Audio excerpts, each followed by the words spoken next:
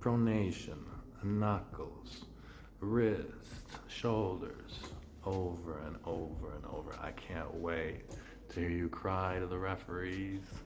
Did Devon really accept Hermes Gasparini's challenge to start in a hook, or does he have some conditions about that? Levan Saginashvili explains why he would like to face Denis Siplenkov. Matt Mask explains why he lost to Sergey Kalinishenko, and a couple of other small updates. First of all, a big thanks for all of you for choosing to click on this video. I really appreciate that a lot. So let's start with the first one. We all know by now that Hermes challenged Devon to start first round of their 26th August match in a hook. I've made a detailed video about that. Inside, immediately inside, I want to see your exercise, multi-spinner, low spinner, pronation, no pronation. So did Devon really accept his challenge? I think he did, but Devon was mentioning one thing again and again.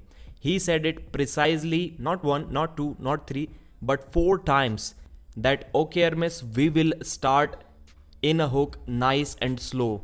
Nice and slow. This is something that he said 4 times. Nice and slow, we go into hook round 1. So is Devon worried about Hermes Gasparini's speed? Does he believe that Hermes will pin him in a hook as well if he's really fast? I think it can be a matter of real concern for Devon.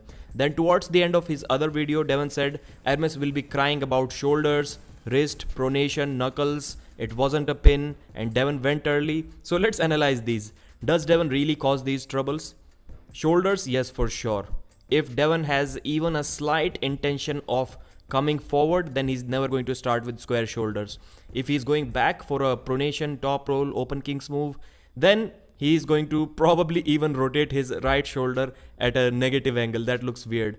He gives everything up just to keep that pronation. Wrist and pronation, I don't remember Devon causing any kind of trouble to anyone about carving his wrist or something. Maybe I'm wrong. Knuckles, nope, once again, I've not seen that. It wasn't a pin. So if anyone who is going to be complaining about the pin not being a pin, it is going to be Devon Larratt in my opinion, because only Hermes can win the match fast. If Devon pins Hermes, it is going to be real nice, real slow. Everyone is going to know about it even before it happens. And Devon went early. Yeah, that can be a thing of concern for sure. Devon likes to go early. Everyone talked about Gennady Kuyakwiniya going about 0.2 seconds, 0.3 seconds before the go against Devon. But nobody talks about Devon going like 2 seconds before the go against Levan, just because Levan didn't complain about that. So I think it is going to be a really cool match. I think Hermes will be surprised and shocked to see the power in Devon's pronation, and Devon will be surprised to see how strong Hermes Gasparini really is. Arm Olymp uploaded an interview with Levan Saginashvili that was recorded before the recent East vs West event, and there Levan mentioned that he would come back in April next year. That's what his doctors told him. That's when he's going to be feeling healthy once again and 100% in peak shape. And at first he mentioned a few opponents that he would like to face in the future. Hermes Gasparini, Devon Larratt, Artyom Morozov, Jerry Caderet and Denis Siplenkov. But then the topic switched to Denis Siplenkov and Levan said, and I quote, "You know, as an arm wrestling fan, it will be very sad if it happens that we don't meet. I think arm wrestling will lose a lot if we don't meet, and arm wrestling will gain a lot if the match actually happens." So looks like Levan really wants that super match and he really believes that he can win it. I don't think Levan should have any doubts that he can easily win this super match, especially considering that Denis Siplenkov is no longer the 145 kg Denis. He's about 125 kilos right now. And Levan also mentioned that right now, yes, he's a full-time arm wrestler, but before that he just used to train, eat. Now he has a lot more commitments. He filmed a movie a few days before this as well. He's every day going somewhere, so he doesn't really get that much time to train as someone may think. And judging by the way he was speaking, looks like movie career is a lot more lucrative option for Levan compared to arm wrestling right now, but he enjoys being at the top. So some of you may have seen the Matt Mask vs Sergey Kalinishenko AWC Reloaded match. It was a pay-per-view on Core Sports and it was a war. I expected Sergey to win that match easily, but Matt surprised everyone.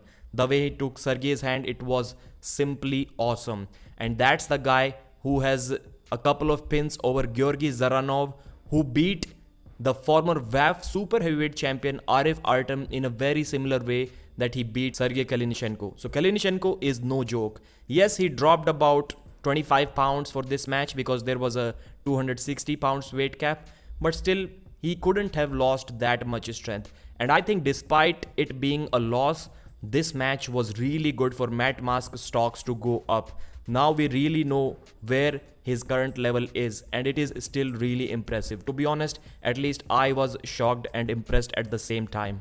Matt said that by round 7, he anticipated that the press is coming. It wasn't a shock for him. He can tell it by the pressure that Sergey was applying.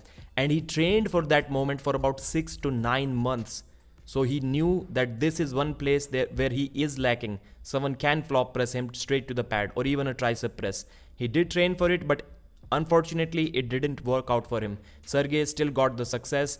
Now Matt said that he's going to work on it even more. He wants to add his own press that he may need in the future and a defense against a press as well. Stay tuned, a lot more to come. This motherfucker ain't going anywhere. Just gonna keep climbing. I feel I'm closer and closer to where I need to be. A little more pushing through some things. And yeah, I think I'm gonna be right back. And speaking about Core Sports event, a good news is that finally the PayPal option is available. It is going to solve a lot of problems for a lot of people because, like for example, India, we do not have that many credit cards here in India. So adding PayPal option will be definitely a good idea for Core Sports and for the King of the Table and East versus West organizations. Will Blazinski from High Five event made a video where he said that this contract issue is causing a lot of troubles for him trying to organize his own High Five event. First of all, Gabriela Vasconcelos is out because of some WAF issues or something.